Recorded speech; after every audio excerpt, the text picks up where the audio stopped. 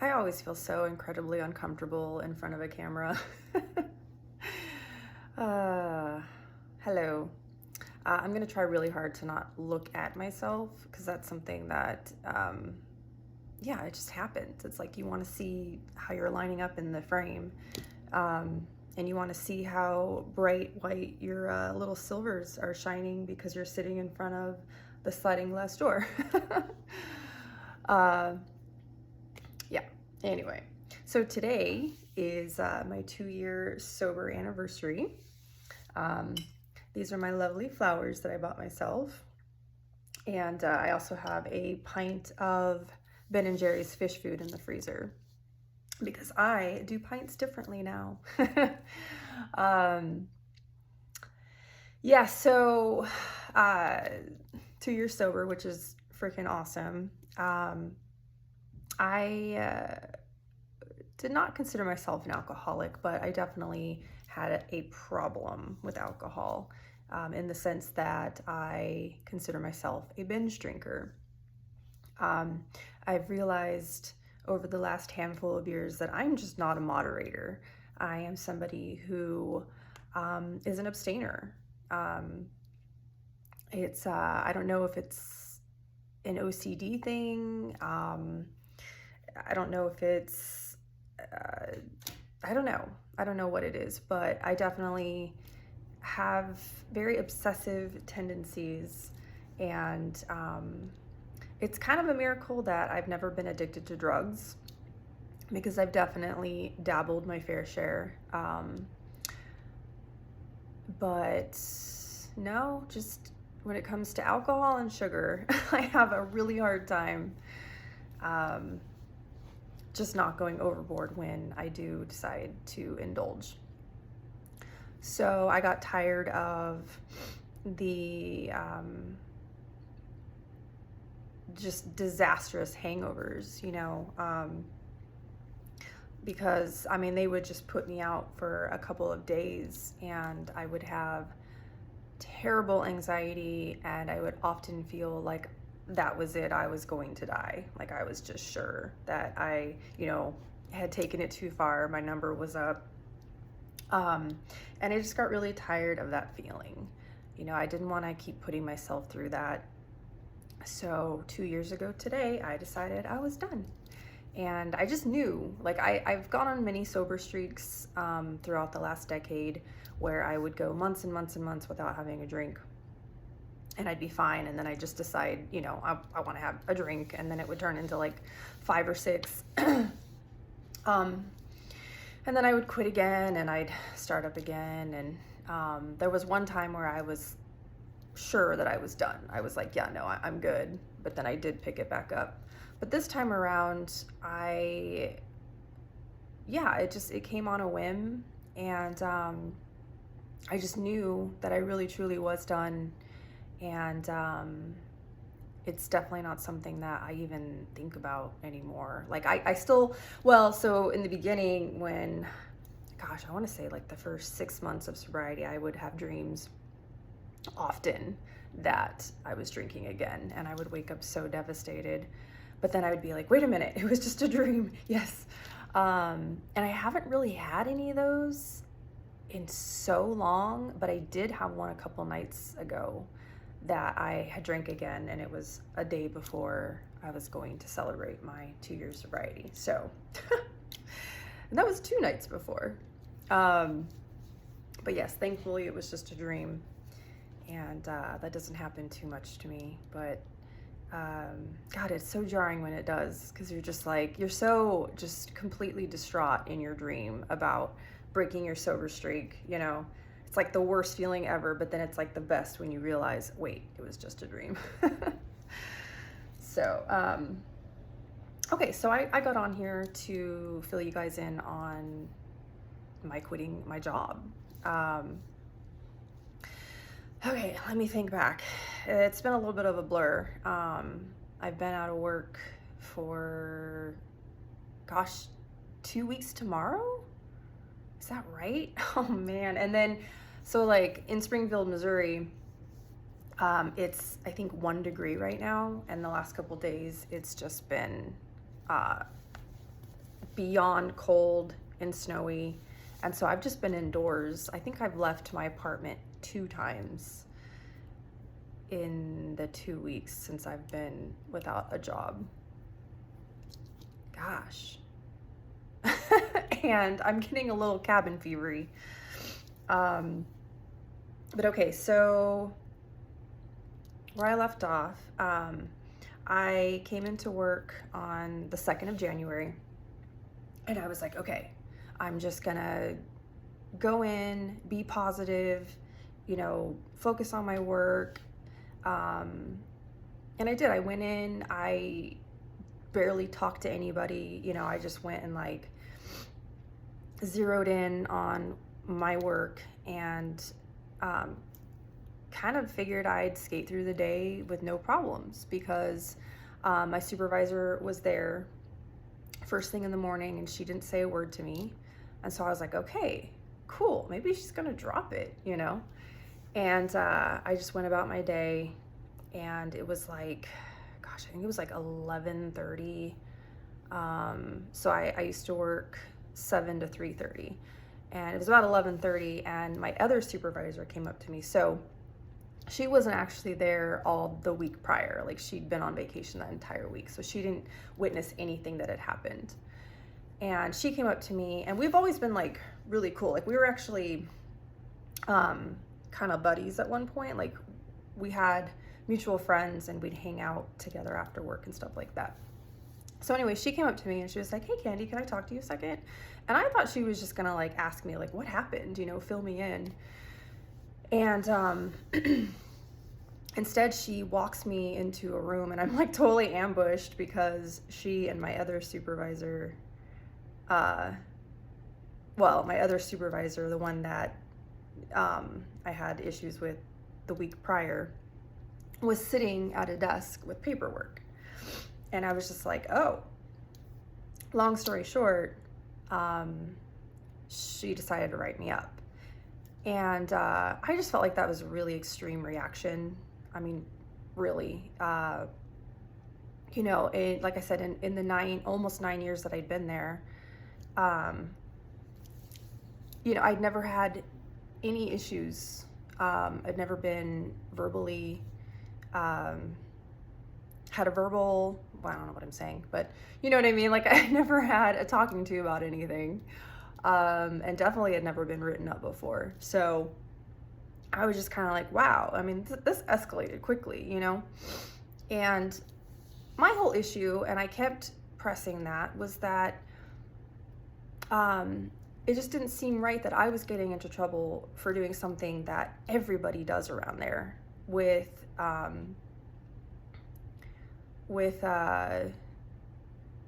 gosh, what are words? Without, repercussion, right? And she just kept saying, it doesn't matter what they do. I caught you, this is about you. And it's just like, I was being singled out. She was definitely stalking me. And I told her that. I said, you were stalking me. And she was like, I have better things to do. I'm trying to run an apartment. And I'm thinking, yeah, good luck with that. Because if you are trying to do that, that's a first.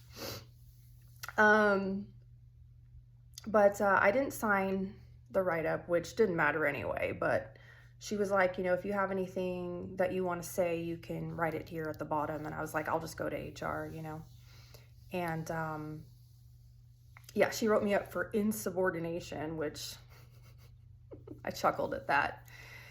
And yeah, so I went back to work. I was not happy, but I just kept my head down and finished out my day. And the next day, which was the 3rd, wait, was that? Gosh. Oh.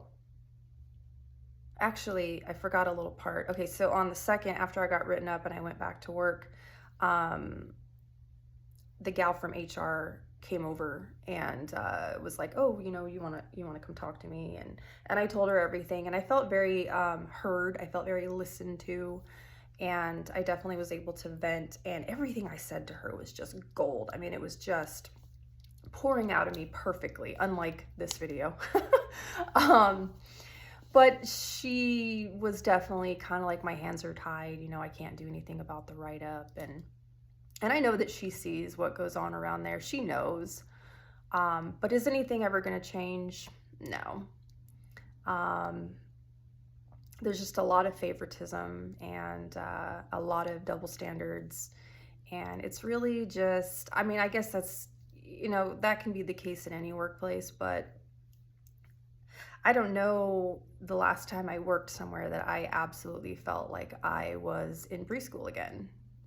So, and I was able to not really have to deal with a lot of that because I was at a different warehouse that was very secluded, and there were only a handful of us over there, you know, and I got to basically be isolated for years. I mean, I would just be at work listening to music and listening to stand-up comedy and, you know, YouTube videos and stuff like that, and having like no interaction with actual humans. And so, yeah, going, like I said, going over to that warehouse, like I knew it was going to be so different, but I didn't anticipate that anything like that was going to happen.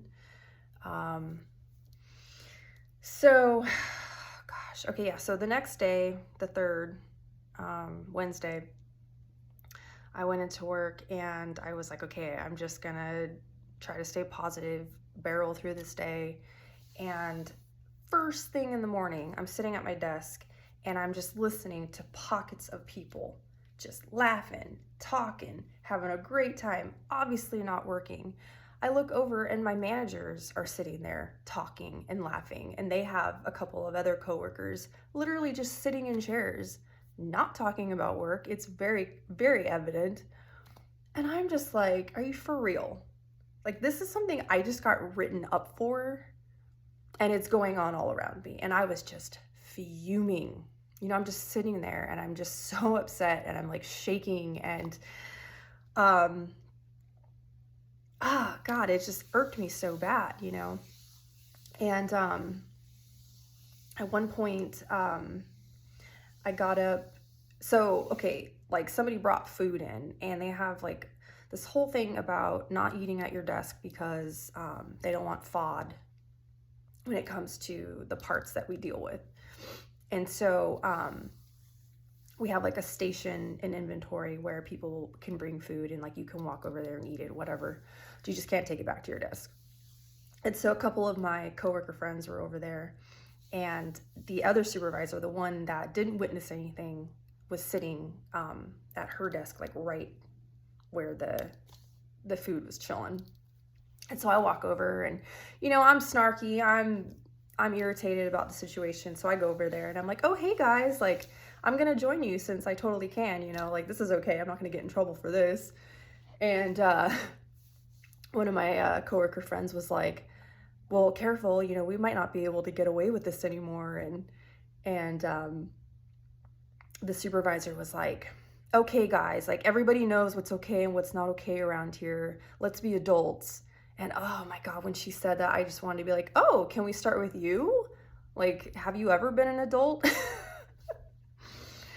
But I didn't say anything. And my other coworker friend was like, oh, but some things are okay for some and not others. And God, she got pissed about the thing. And she was like, that's it, I'm gonna go talk to HR. And she like stormed away, but HR wasn't around at that time, of course. And so I go back to my desk, and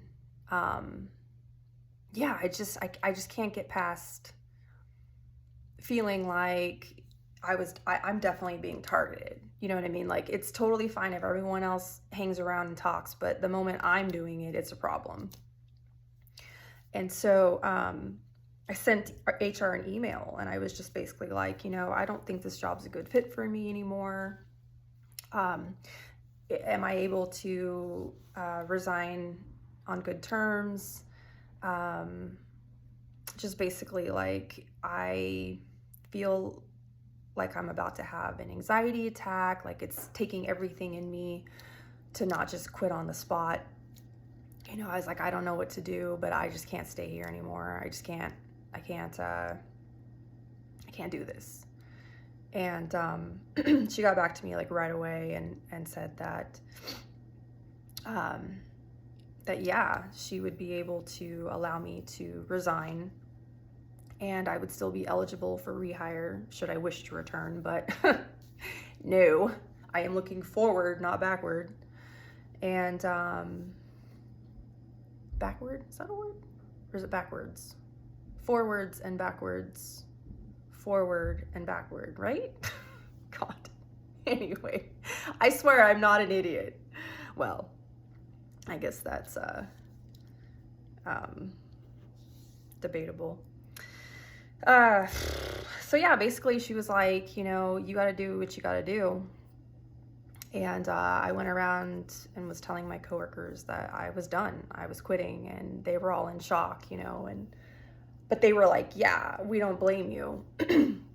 And they were all like, man, you know, I wish that I could quit. I wish, you know, I was in a position where I could, because I would too. And a lot of them were very jealous and envious and wishing that they could do the same.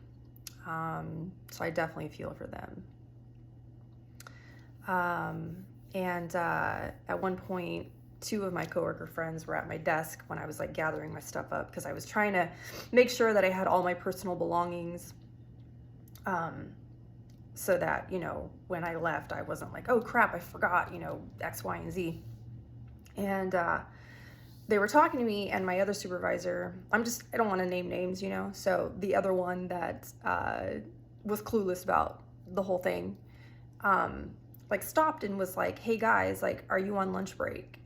And they were like, what? And she was like, are you guys on lunch break? Because if you're not on lunch break, you're not supposed to be talking while she's working. And they were both just like, what? And I think the same one that tried to go to HR earlier in the day did go at that point. And HR was just basically like making her feel like it was all in her head, and, you know, she was dramatizing things. So, but yeah, I mean, the supervisor literally said, if you're not on break, you cannot be talking to Candy. I was like, wow. Yep, that completely solidified my decision to leave. So about 10 minutes later, I had all my stuff in my car, and then I took my badge and I just like tossed it onto the main supervisor's desk. Neither one of them were at their desks, but it still felt good to just toss it up there, you know. And I didn't say a word, and I left. I don't know how they took it. I have no idea. I'm sure they were surprised. I'm sure they did not see that coming. I mean, there's like this little part of me that kind of wishes that I had maybe talked to them and said like, hey, I'm planning to leave. Just to, I don't know, maybe get an apology or come to some kind of understanding. I don't know. But at the same time, I had been very unhappy there for a long time. Just knowing that like I was not utilizing my brain in that job. You know, it was a very, very like anyone can do this job kind of a job, you know, and just not stimulating whatsoever. And the main reason I stayed so long was because I can have, you know, my piercings and tattoos and fun colored hair if and when I decide to do that. And which, I don't know, I might put some fun color in the ends again, because it's been a long time. I haven't put any dye in this hair in maybe 2 years now. Like all of this bleach is just stuff that's like been chilling. You see, I stopped dyeing my roots. Gosh, dates. dates. I want to say it was December 2022. Maybe it was 21. Gosh. Anyway, that's a video for another time. It's been a long time since I've dyed my hair. And anyway, so I stayed at Positronic because I had a lot of freedoms that I wouldn't normally have at other jobs.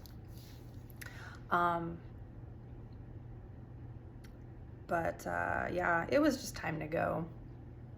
So I am very glad that I did. I felt a tremendous sense of relief. Of course, after that, once the shock wore off, I was kind of like, oh shit, did I make the right decision? But I think I did. I actually have not an interview, but just like I'm gonna be going in and talking with so my mom is a massage therapist, and at her clinic, what am I saying? Oh my gosh, I don't know why I can't talk right now. I really should learn how to edit videos so that I can like be dumb and cut it all out. But anyway, I just like to, record and put up whatever comes out. But I don't know, maybe one day I'll learn how to edit videos, but I kind of like just being on the cuff, I even if I ever edited videos, it would be like the tiniest edits, and it wouldn't be like this whole production, because I don't really like that side of YouTube. I don't like when things are like too manufactured and polished, and like, there's like a script and nothing is real. But anyway, where was I going with this? Oh yeah, so I'm going in to talk to my mom's boss to work at her clinic. So doing like receptionist stuff, with the potential of doing a massage therapy apprenticeship. So we'll see. That's about $6,000. But yeah, the downside to this job is that they do not offer any benefits whatsoever.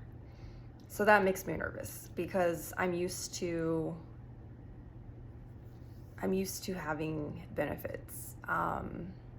It's funny because I didn't have benefits at most of my jobs until I started working at my last job. So for the last, 9 years, I am used to having benefits, and I will be going from having so many to none. So that's definitely a big downside. And my last job was only 7 minutes away from where I live, and this place is 21 minutes. So that's definitely gonna suck. And like I said, my schedule used to be 7 to 3:30, which was pretty cool. I mean, I would actually like to go in closer to like 8 or 9. So with this new place, I'd be going in at 9, which would be amazing. But I'll be out at 6, which sucks because I don't like driving when it's dark. And my parking lot situation at my apartment blows. Like after like 5:36, there is nowhere to park. And I have to park like really freaking far away, and with the weather being shitty, having to walk in, that sucks. So there are definitely some things I'm stressing about, but I'm also trying to be like, hey, like this job could be a really good thing for you. I will get to interact with people again, which is awesome. And I can hone some skills and learn some skills, like learn I almost said acupuncture, and just different like, massage clinic types of things. Oh man, I need to eat something. My brain is just like dripping out my ass. So yeah, I'll let you guys know how that goes and if I end up taking that job.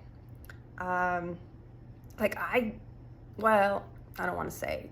I almost said the name of a company that I live like literally 2 seconds away from, but I've thought about applying there because they have amazing benefits, and I could walk, and I would walk, like even in this one negative degree weather that we're having. Um, but it is telephone customer service, which I don't want people calling in and like getting mad at me and and being frustrated at me. So I don't know.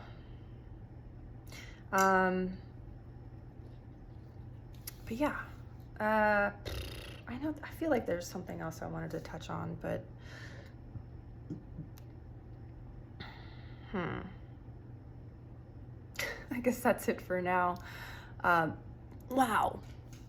Sitting in front of the sliding glass door, it's just like, bam, all the light ever. Okay, well, I guess I'll just leave it there, and I'm gonna go eat and drink some water, and I'll get back on here and update you guys further later. Okay, bye.